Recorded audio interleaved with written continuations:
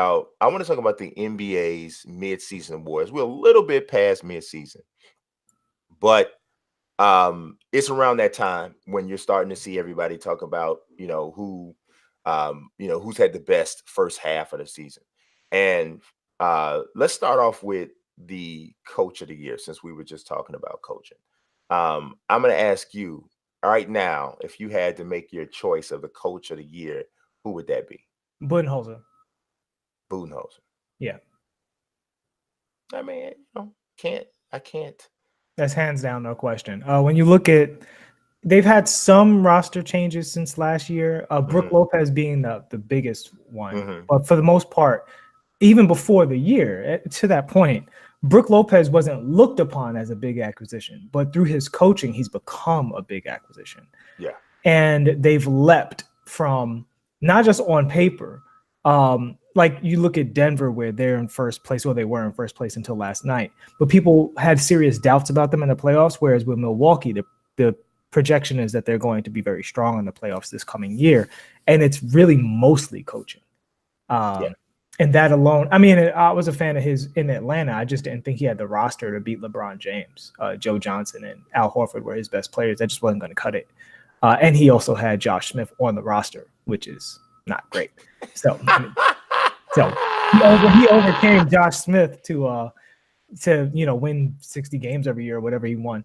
And now that in the moment he gets an MVP caliber player, and really not a second All-Star, he has a bunch of guys who are All-Star capable, but haven't done it yet and aren't on their own production looking like All-Stars, and they are arguably the best team in the league.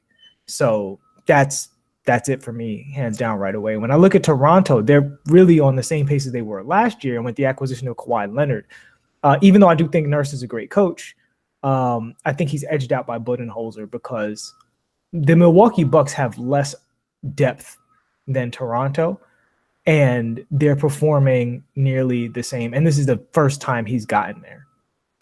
Yeah, I was kind of going back and forth actually between the three, of Nick Nurse and Budenholzer and actually Nate McMillan, because I feel that I really like what the Pacers have done. I love the way he has taken those pieces, mostly pieces that they got in the Paul George trade, and really created a different identity for the team.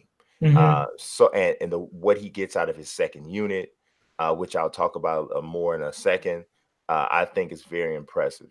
But I would have to say, I'd probably have to agree with you that Budenholzer would be my pick. Yeah, I would put Mike Malone above McMillan, even though I love McMillan. But I expected the Pacers to do what they're doing this year. Okay. They're not a surprise to me in any way. I think they play great defense. The young players are all getting better. They have decent depth at a couple of positions. If they ever run into a top flight point guard, that team is super scary in a lot of ways, especially if that point guard can play D. Yeah. So I think the Pacers are just good. I think people have just been sleeping on them, to be honest with you, which is not to take anything away from Nate. But in terms of this year, like last year, they almost beat the Cavaliers. And really, if it wasn't for a couple of calls, some could argue that they did beat the Cavaliers and they had taken away from them. I'm sure they feel that way in Indiana, with the goaltending call and the turnover and stuff like that. Like, there's an argument that they were kind of robbed somewhat in that series. I'm not saying I'm not making that argument, but I'm saying that argument, if someone does make that argument, they have a reason to. So I expected them to come in and do well this year. He's been doing a good job there for a while, but not enough, I think, to put him over Milwaukee or Denver for that matter. Yeah, I wouldn't put him over Milwaukee because I just think that I mean, you just look at the overall success,